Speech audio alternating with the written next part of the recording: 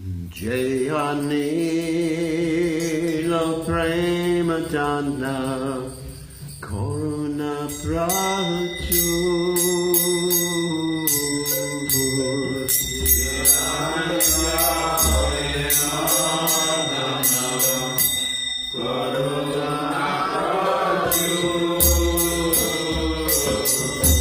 Hey, no Prabhu Koja Kela Jaya Taku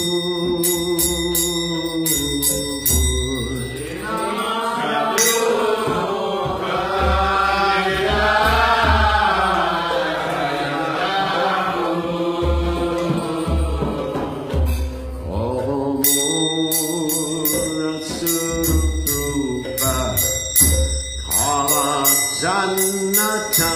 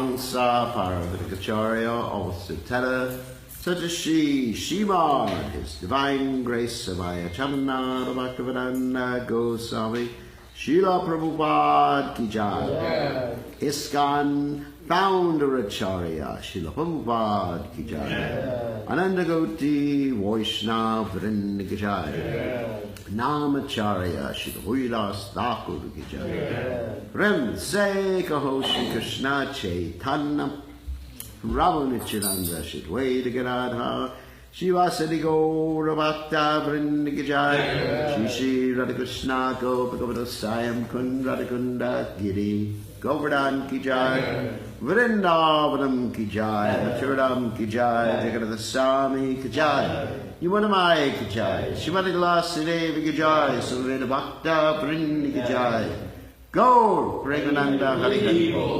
All glorious He Sambhava Devotees, all glorious He Sambhava Devotees, all glorious He Sambhava Devotees. All glorious Shri Guru and Gauranga Srila Prabhupada Ki Jai. Gaur Premananda. So, we will read the translation of this Vaishnava song. He who brought the treasure of divine love and was filled with compassion and mercy. Where is such a personality as Srinivasa Acharya gone? Where are my Swarup Damodar and Rupa Goswami? Where is Sanatan? Where is Raghunath Das, the savior of the fallen? Where are my Raghunath Bhatta and Gopal Bhatta? And where is Krishnadas Kaviraj? Where did Lord Gauranga, the great dancer, suddenly go? I will smash my head against a rock and enter into fire. Where will I find Lord Gauranga, the reservoir of all wonderful qualities? Being unable to obtain the association of Lord Gauranga, accompanied by all of these devotees in whose association he performed his pastimes, Narottama Das simply weeps. So as I mentioned before, today is the commemoration of the disappearance day of Lokanatha Swami, of Lokanatha Goswami. And he's a very important person in our Vaishnava Sampradaya. And I'll speak a little bit about him today. So, Om Gana Timidanda Shagananjana Shalakaya Chakshura Meditam Yena Tasmai Shigirve Namaha. Incidentally, he's also the spiritual master of Narottama Das Thakur, whose poetry we just read. And Narottama Das Thakur wrote a pranam mantra for Lokanatha Goswami, which I'm going to read right now. It goes as follows. Shrimad Radha Vinodai Kaha Seva Sampat Samanvitam Padmana Batmajam Shrima Lokanath Prabhu Avajjaye. I worship the lotus feet of Sri Lokanath Prabhu, the son of Sri Padmanabha. He is the storehouse of single-minded service to the lotus feet of Sri Sri Radha Vinod. And of course, Radha Vinod are the deities that he worshipped. And of course, he was born in Bengal, and from his very early life, he was completely indifferent to family life. So he just one day ran away from home, just left his mother and father, and he went to Mayapur and Navadvip to take darshan of the holy feet of Chaitanya Mahaprabhu. And when Lord Chaitanya met him, he embraced him with great affection, and the first thing he told him was, go to Vrindavan. Because Lord Chaitanya Mahaprabhu was going to take sannyas like 3 days after Lokanatha Goswami came, and Lokanatha Goswami was so much attached to Sri Chaitanya Mahaprabhu that he wouldn't have been able to bear seeing Lord Chaitanya Mahaprabhu as a sannyasi. Because just like we worship Lord Chaitanya Mahaprabhu on the altar here, as a grihastha, we don't worship him as a sannyasi, on the altar at least, because we don't want to see him in the renounced order of life. We want to be able to feed him nicely. So if you have Lord Chaitanya as a sannyasi on the altar, you wouldn't be able to feed him so many opulent foods or dress him so opulently. All you could do is just dress him in a small gamsha, and that would not be so nice for the deity worship. So, Lord Chaitanya Mahaprabhu said to Lokanatha Goswami that you should immediately go to Vrindavan, and we will be reunited in Vrindavan. Actually, he never saw Chaitanya Mahaprabhu externally in this lifetime, that particular life pastime, again. So it's described in the Bhakti Ratnakara that Lokanatha Goswami was weeping and crying and rolling on the ground and embraced the lotus feet of Lord Chaitanya Mahaprabhu. Lord Chaitanya Mahaprabhu embraced him, and he left going to Vrindavan. Now, one of the reasons Lokanatha Goswami was sent to Vrindavan by Sri Chaitanya Mahaprabhu was that he was preparing the grounds or the way for the other Goswamis of Vrindavan, like Rupa and Sanatana Goswami and the other ones. So he and his associate Bhugarbha Goswami, he's not mentioned so much in this biography, but Bhugarbha Goswami was very close to Lokanatha Goswami. They were inseparable. And this also is an example of Vaishnava love. That, Vaishnavas, they're very attached to each other. And Lord Kapiladev says in the third canto of Srimad Bhagavatam that the same attachment that one has for a materialistic person when it is invested in a Vaishnava, that can be the cause of one's Krishna consciousness. So we should just transfer those attachments, just like we're very attached to things in this material world, whether it's our car or a house. And, everybody wants to build a house in Mayapur, right? Very attached. But you can't take it with you. You could spend all this money, drive a taxi for so many years and build a house in Mayapur, but you can't take it with you. If you want to build a house in Mayapur, in the spiritual world, then you have to serve Prabhupada's mission. Just like we were talking to one devotee yesterday. He said, I'm working so hard for the temple, and I haven't had an opportunity to build a house in Mayapur. And I said, working for the temple, you're building the house in Mayapur so you can live there eternally. So which is more important, you tell me? House in Mayapur. Eternally. Eternally. Yeah. Isn't it? So you can stay eternally in the spiritual world, in Mayapur and in Vrindavan. So, a little advertisement and preaching there for you. So serve the mission. If you serve the mission here in New Orleans, you will certainly have a house in Mayapur forever and ever and ever. Okay. So Lokanatha Goswami, getting back to the story, never went home. And in the meantime, Sri Chaitanya Mahaprabhu took sannyas and he began to tour. Sorry. Just Maybe it's one of you have a customer, an Uber or something right now? No. Just someone sends me any kind of message or email. Okay. So anyway, Lord Chaitanya began his tour of South India after being in Jagannath Puri for some time.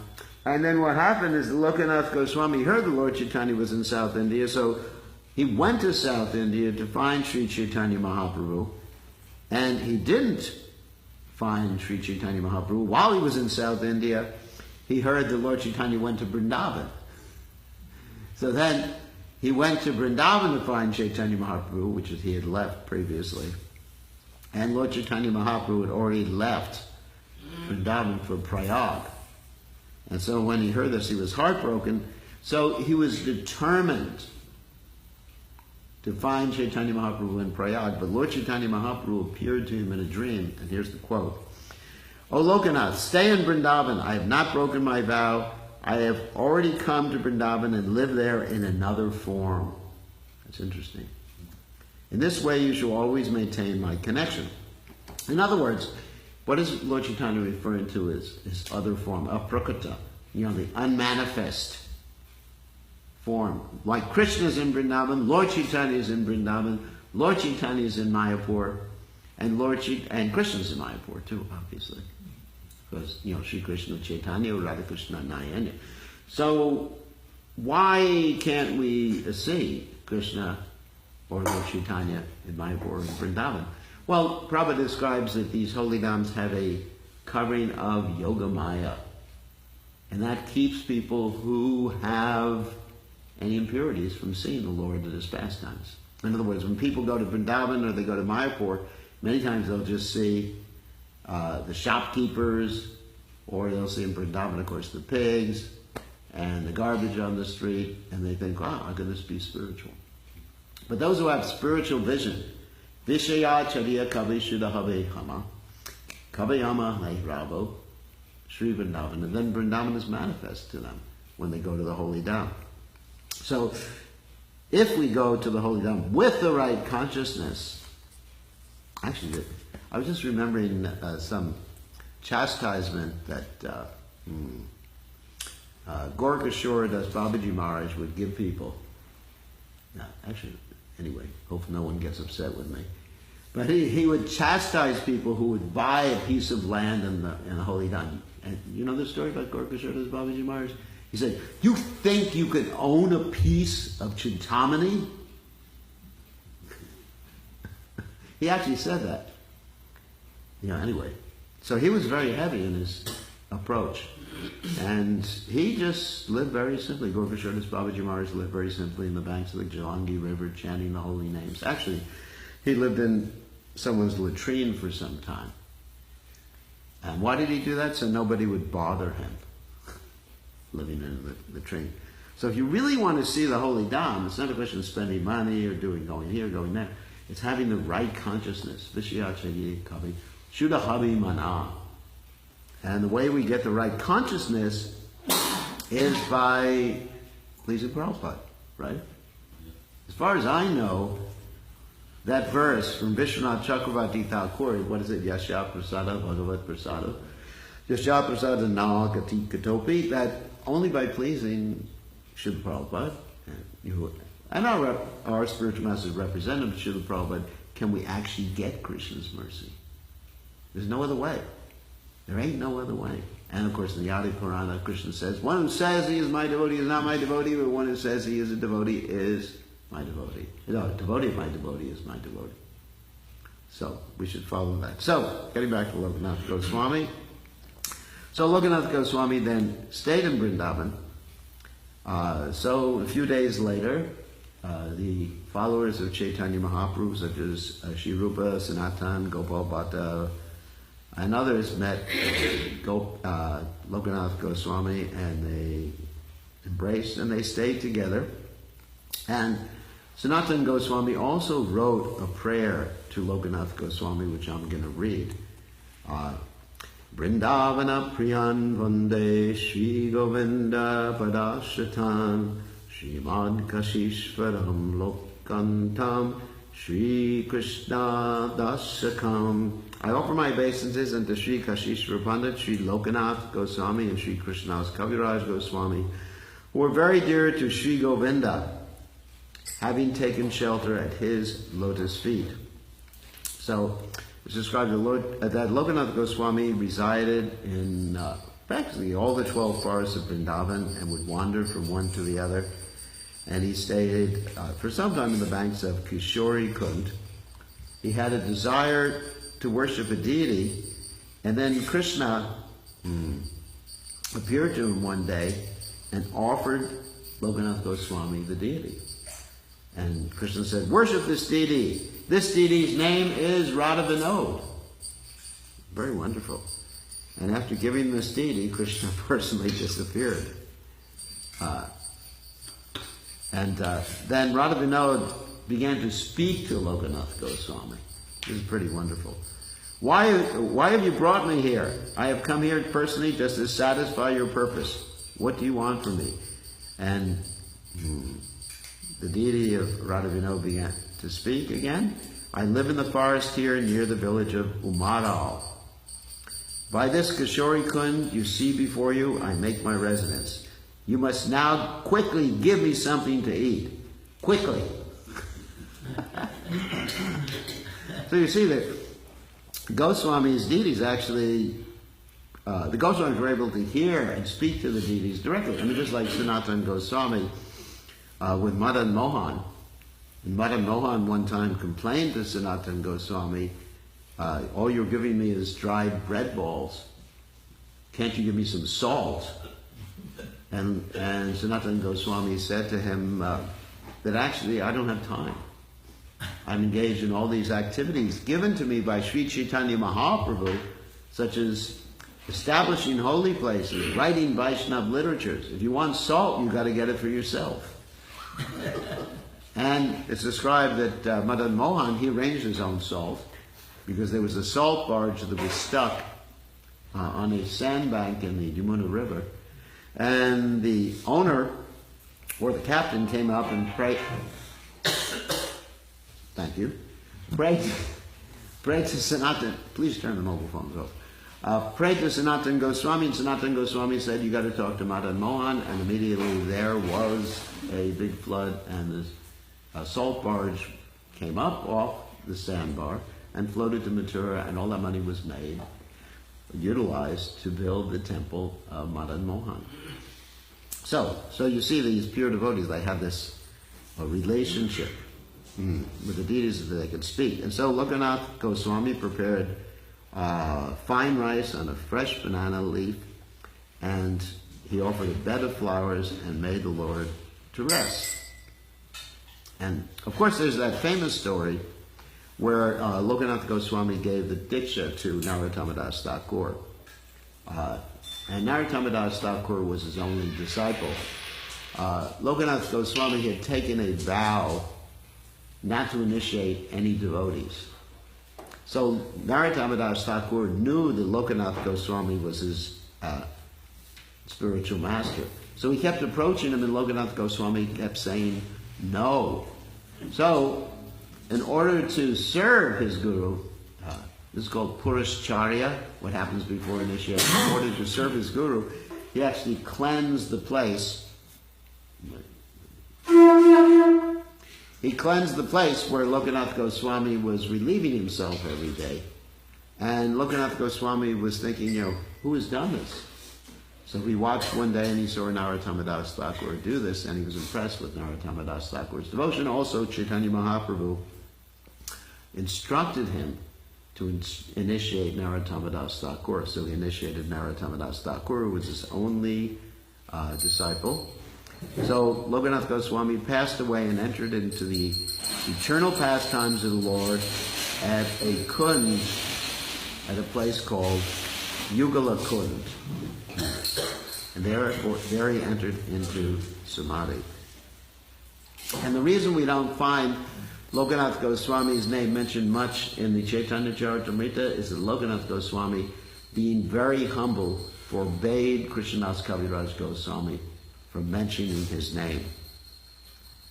So he entered into the eternal pastimes of the Lord on this particular day. And here's another prayer by Narottama Das Thakur about Lokanatha Goswami. Ha Prabhu Lokanath Raka Padadvandre Kripa Drishtye Chaya Yari Hoya Anande Manovancha Siddhi Have Ahang Purna Trishna Hetaya Chaitanya Mile Sita Radha Krishna Tumi Kar Na Karile. Of course you probably understand this is Bengali, but my pronunciation I'm sure is not so fantastic. Tumi Na Karile Doi Ake Karirve Ar Manera Vasana Purna Kara Evar E Tini Samsare Mora Ara Kehonai Kripa Kare Nija Padatale Deha Thai Radha Krishna Lila Guna Gauratri Dine Nara Tama Vansha Purna Nahi Tua Vinay. You can understand that? More or less. Pronunciation is not too bad, or more or less. Oh Lokanath, oh Gurudev, if you are pleased with me, please keep me in the shelter of your lotus feet and cast your merciful glance upon me.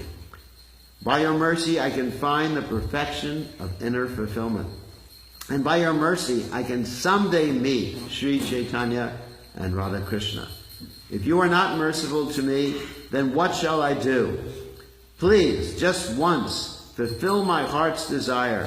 In the three worlds of birth and death, no one is more in need of your mercy. Please give me your mercy and give me a place at your lotus feet.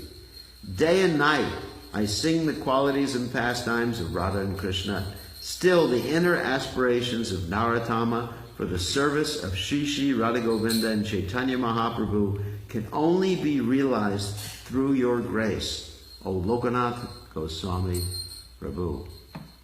See, the abject humility of Narottama Das Thakur, who is an interested devotee.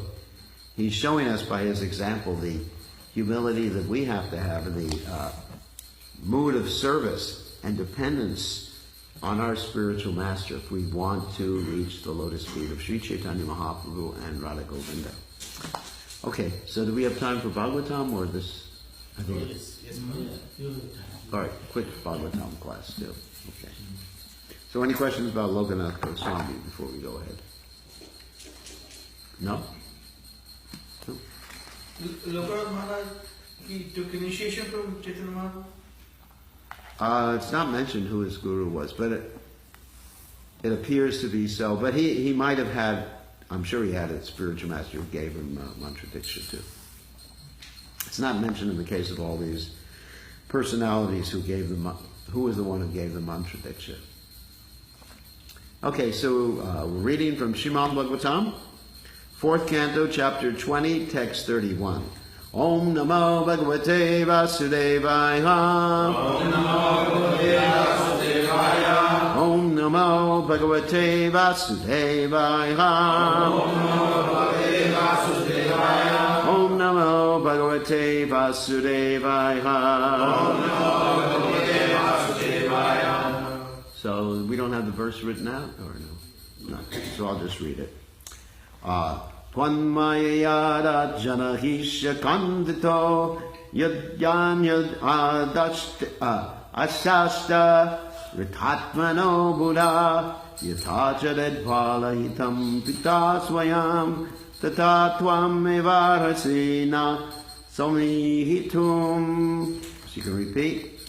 Twat, your Maya, by illusory energy. Ada, certainly. Janaha, the people in general. Isha, O my Lord. Kanditaha, separated. Yat, because. Anyat, other. Ashaste, they desire. Rita, real. Atmanaha, from the self.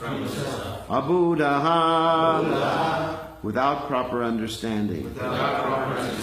Yata, as. Charet, would engage in. Balahitam, the welfare of one's child. Pita, the father. Swayam, personally. Tata, similarly. Tvam, your lordship. Eva, certainly. Arhasi, na, sammihitum, please act on my behalf. Translation, my Lord, due to your illusory energy, all living beings in this material world have forgotten their real constitutional position, and out of ignorance they are always desirous of material happiness in the form of society, friendship, and love. Therefore, please do not ask me to take some material benefits from you, but as a father not waiting for a son's demand,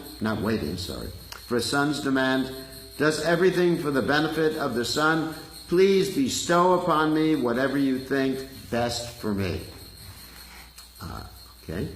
So purport by His Divine Grace, A.C. Bhaktivedanta Swami, Srila Prabhupada Ki Jai.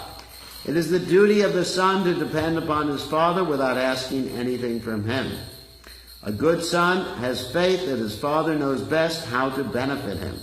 Similarly, a pure devotee does not ask anything from the Lord for material benefit, nor does he ask anything for spiritual benefit. Wow. The pure devotee is fully surrendered unto the lotus feet of the Lord, and the Lord takes charge of him As stated in Bhagavad Gita in the 18th chapter, text 66, Aham tvam sarvapapibhyo moksha yashyami. The Father knows the necessities of the Son and supplies them, and the Supreme Lord knows the necessities of the living entities and supplies them sumptuously. Therefore, the Upanishad states that everything in this material world is complete. Purnam idam. The difficulty is that due to forgetfulness, the living entities create unnecessary demands and entangle themselves in material activities. The result is that there is no end to material activities life after life. Before us, there are varieties of living entities, and everyone is entangled in transmigrations and activities. Our duty is simply to surrender unto the Supreme Personality of Godhead and let Him take charge, for He knows what is good for us. Prithu Maharaj therefore tells the Lord that as the Supreme Father, He may elect to bestow whatever He considers beneficial for Prithu Maharaj. That is the perfect position of the living entity. Therefore, Sri Chaitanya Mahaprabhu teaches us in his Shikshashtaka, Nadanam Najanam Nasundarim Kavitam Va Jagadishikamaye Mama Janmani Janmadishvare Bhavatha Bhaktir Haitaki Tvai. O Almighty Lord, I have no desire to accumulate wealth, nor have I any desire to enjoy beautiful women, nor do I want any number of followers. I only want your causeless devotional service in my life, birth after birth. The conclusion is that the pure devotee should not aspire after any material benefit from devotional service, nor should he be enamored by fruitive activities or philosophical speculation. He should always be engaged favorably in the service of the Lord. That is the highest perfection of life. So, Atvan mayayada janahi shikandato yadhanyada shashtar tatmano buddha yathacharet bala hitam vita swayam tathatvam varhasi naksavi hitu.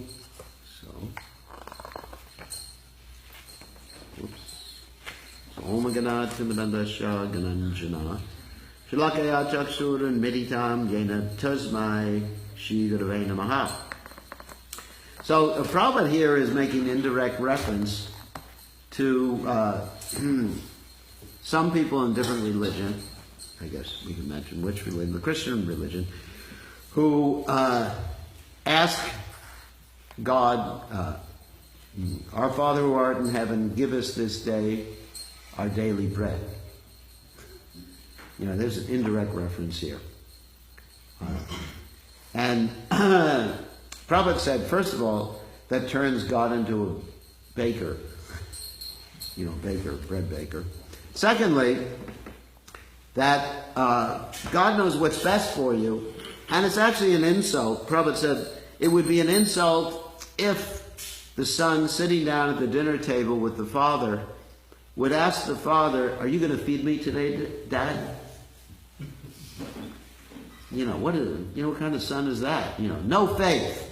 And of course, Krishna also says in the Gita, what is it? Ashradana Purusha Dharma Shasha Parantapa Prapyamamni Vartante Mrityu Samsaravartane. Those who don't have faith, they return to birth and death into the world. So those who are asking Krishna for something, they're called Kanishta Adhikaris.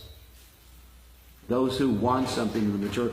It's not bad to be a Kanishta Adhikari. It's better something than nothing.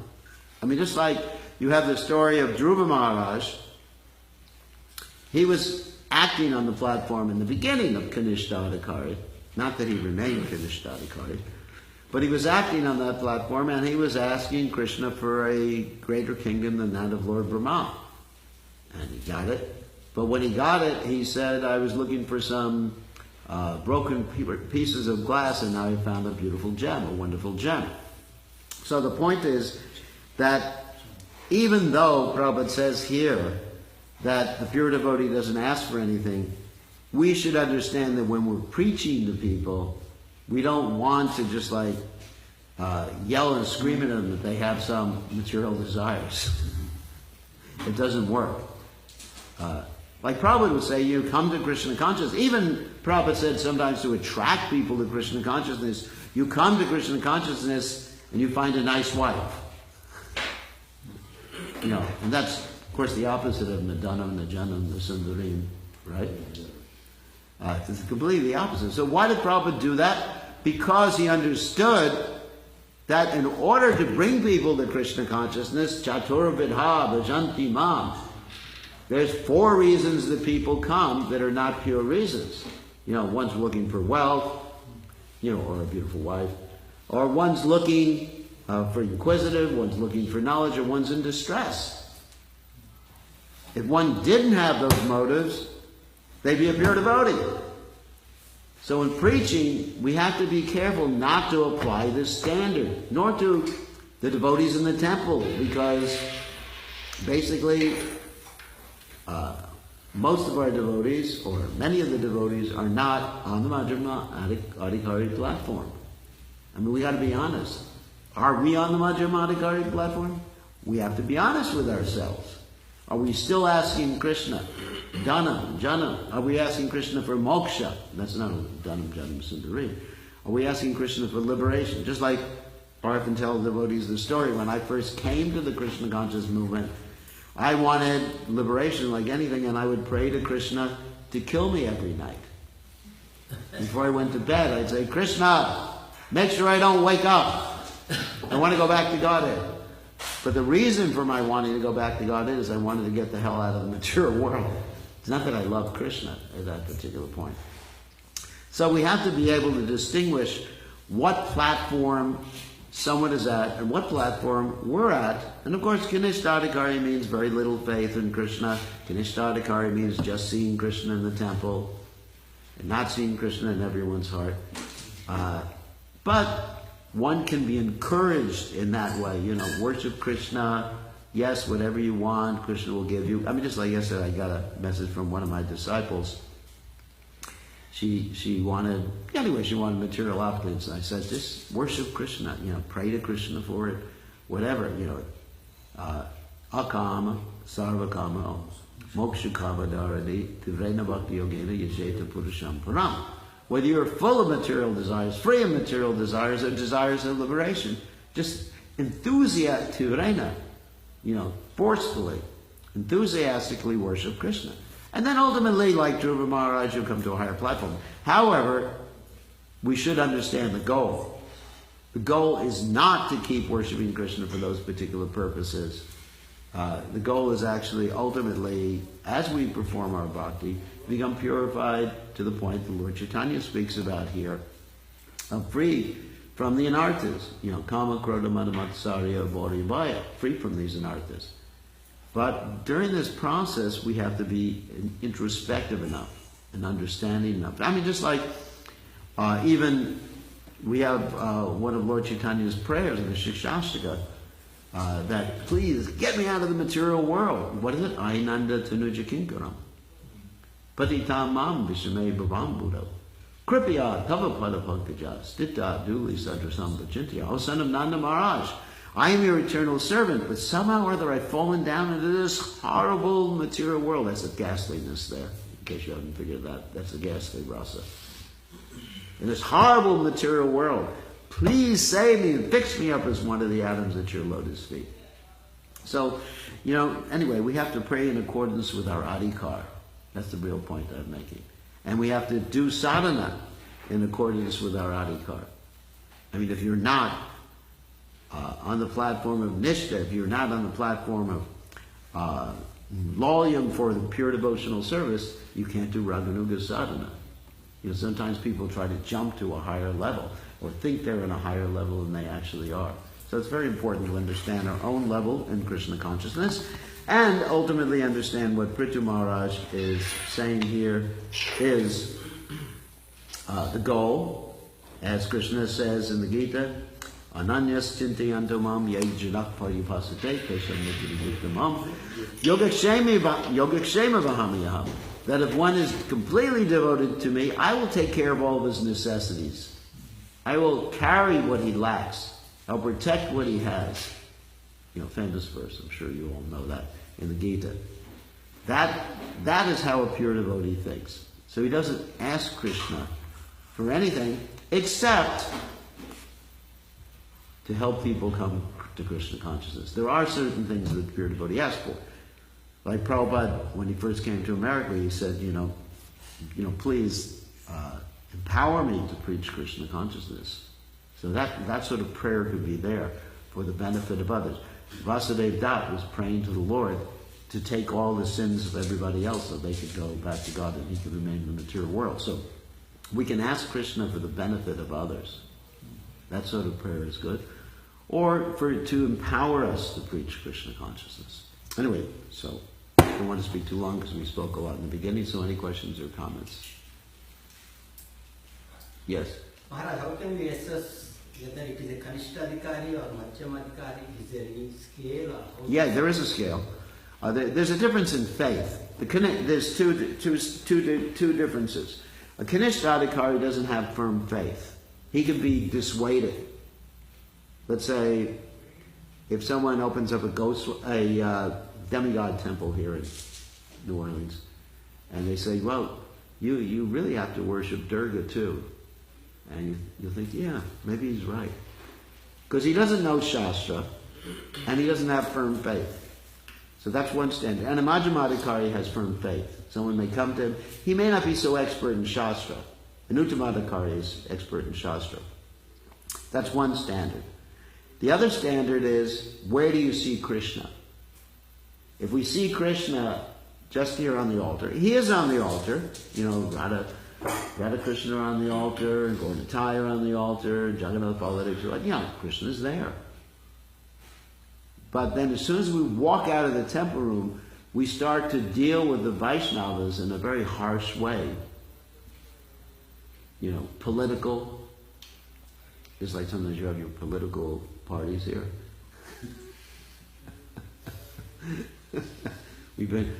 Since I've been GBC here in New Orleans since the year 1820. Anyways, long before any of you came here, we've had revolutions and everything like that. Coup d'états, do you call that? You know that word, coup d'état? That's a French word. It means you overturn the state. And so if you teach people, if you treat especially devotees in terms of friends and enemies, that means you're still Kanishta. You're still Kanishta. Because a Madhyama is Yastu Sarvani Bhutani Atma Naivanu Pashyati. You see in Krishna in everyone's heart. He doesn't have any enemies. A Madhyama is Jata Shatrava. No enemies, his enemy is never born. So, the difference is, Madhyama sees Krishna in everyone's heart, in every atom. And so he doesn't act harshly. The evidence of someone's a Madhyama is he doesn't act cruelly or harshly with anybody. Even with someone who's not a member of the Krishna conscious movement, he treats him as a forgotten devotee. Someone who's forgotten he is a devotee. So that's Madhyama. And Uttama is something different. You don't have to worry about that one, being a Uttama. So these are the two distinguishing... I think just to follow up to that, I think familiarity to his content, it's okay with other, but close ones, we take it for granted. How can we do that kind of stuff? Yes, that's true. I mean, people we're close, we take for granted, especially, family members we take for granted, or people we're living with all the time. We just always have to keep remembering that Krishna is in their hearts. Because however you deal with someone else, that's, of course, Lord Chaitanya's, one of his primary teachings is Jivadoya, right? Namaruchi and Jivadoya, right?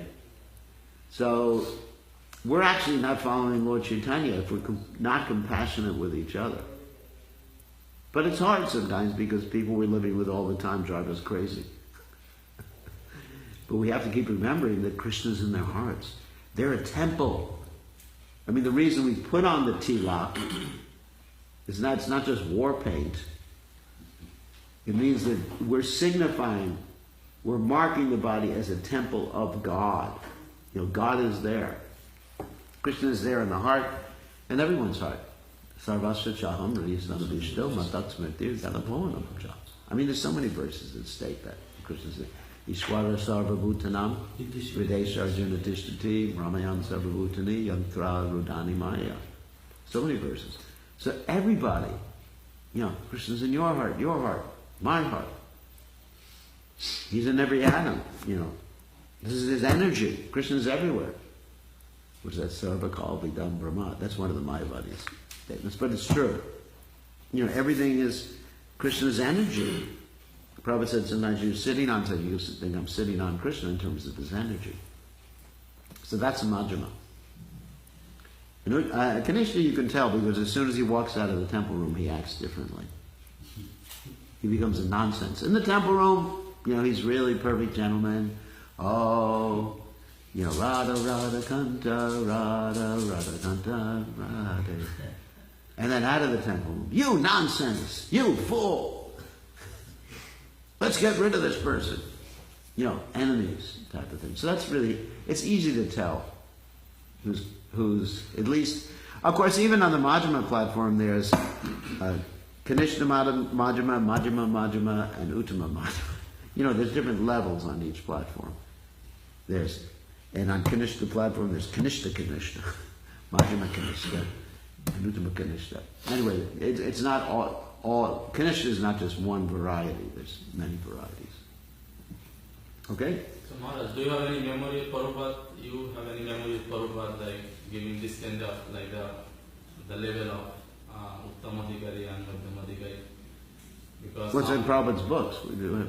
Because some Prabhupada disciples also went in Gauriya Math and met with his godbrother. And, they are like the misguided or not misguided. Actually, they are giving different conception. Yeah. And well, Prabhupada actually said if we go to his godbrothers, we'll get very confused. And we should just stick with Prabhupada. I mean, all I know is if I please Prabhupada, I'll get all perfection. I don't have to go here and there because he's my spiritual master. All I have to do is please him. Even if I don't know one Sanskrit verse, because I know many, but even if I don't know one Sanskrit verse, even if I don't know how to do anything, if I please Prabhupada. Just like that story of Lord Chaitanya coming across the devotee who was reading the Bhagavad Gita, who couldn't read it. He was illiterate, and he was crying. But because he was pleasing his spiritual master by following his spiritual master's instructions, he was the real knower of the Bhagavad Gita, even though he couldn't read it. Because he knew the rasa exchange between Krishna and Arjuna. Krishna became the chariot driver of his devotee Arjuna. And he was crying because of that. That's the point. Why is that story told? Because that's the point. I'm not going to get more realization by going somewhere else. There's only one way for me to have spiritual realization is to please Prabhupada. There is no other way. Unless you have some other idea, someone else has an idea. I don't have an idea. The only way I can realize Krishna, that's what Narottama Das Thakur actually says the same thing we just read about Lokanatha Goswami. Yeah. It's exactly the same thing. And if we can't learn from these acharyas, then we'll never make any progress in Krishna consciousness. The only way to please Krishna is to please Krishna's representative. And Krishna has arranged for us to have a specific guru. It says, by the mercy of Krishna, one gets guru. And by the mercy of the guru, one gets Krishna. So first is the mercy of Krishna. One gets guru. So it was by Krishna's mercy I got Prabhupada as my spiritual master. Didn't know where to look. I was just listening to the radio one day from mundane songs, 1968, before any of you were born. And I heard Prabhupada chanting. So it was the transcendental, arrangement. That's what Prabhupada said, transcendental arrangement. And by the mercy of Krishna, Prabhupada got Bhaktisiddhanta Saraswati Thakur. Prabhupada wasn't planning to go. He was even objecting to go to hear Bhaktisiddhanta Saraswati, right, wasn't he? Yeah, his friend Naran. He dragged him. Prabhupada wasn't thinking, I want to go hear him. Prabhupada said, I don't want to go hear him. Because Prabhupada had come across so many bogus sadhus before who were smoking ganja. And Prabhupada's father was so liberal that he would buy ganja for the sadhus. Prabhupada said that. And so Prabhupada said, I don't want to see it. But Naren, his friend, dragged him to see Bhaktisiddhanta Saraswati Thakur. So you could see how it was the arrangement, the transcendental arrangement of the Lord. So if we are initiated, it is actually Krishna's transcendental arrangement that we are initiated by a specific person. Right? Mm-hmm. We can't say it's just by chance. There's no chance. It was Krishna's arrangement. And so, I accept it was Krishna's arrangement. I was initiated by Prabhupada. And the only way I can come to Krishna is by pleasing Prabhupada. And my service is serving Prabhupada's mission, and that's the only thing I can do. If I go to Radha Kund and think I'm a great devotee, I'm not pleasing Prabhupada. My devotional service is simply an hallucination then. Sometimes you can have a really good hallucination. Anyone's had a good dream, where you really, it's an hallucination. We've all had these good dreams, really good dreams. Krishna's playing his flute. Anyone's had a dream of Krishna playing his flute? I have. I've had dreams that, but that was just... Shh. Or I can go to Radha Kund and just sit down and chant, Radha, Radha, Radha, But, Radharani's not going to be pleased with me unless I please Prabhupada. And I know Prabhupada would not be pleased. And so that's why I'm serving Prabhupada's mission. To please Prabhupada. You understand? Otherwise, I'm also getting close to 70 years of age. Physically I would love to retire. I can retire. I got so many disciples, they'll take care of me, fan me. Cook for me. There's no problem. I could easily retire. But Prabhupada wouldn't like that. So I don't. I'm serving his mission. I'm here in New Orleans for that purpose. I like you all. I like coming to New Orleans. But still, it's my service. And that's how I please Prabhupada. That's my connection with Prabhupada's service. And chanting. My sadhana and service. That's a connection. Make it balance. You balance. I have sadhana too. I wake up. I try to go to sleep early. Here it's hard because all night long the devotees are up screaming and yelling, cooking until 1 o'clock in the morning, eating pakoras at 1 o'clock, Haribol. That's your culture. Stay up all night. So anyway, I get up early. I have sadhana, but that's part of my service to Prabhupada, and the other part is the service mission. You balance. Okay, it's time for prasadam right now anyway. All glories to His divine grace, Srila Prabhupada, Ki Jai.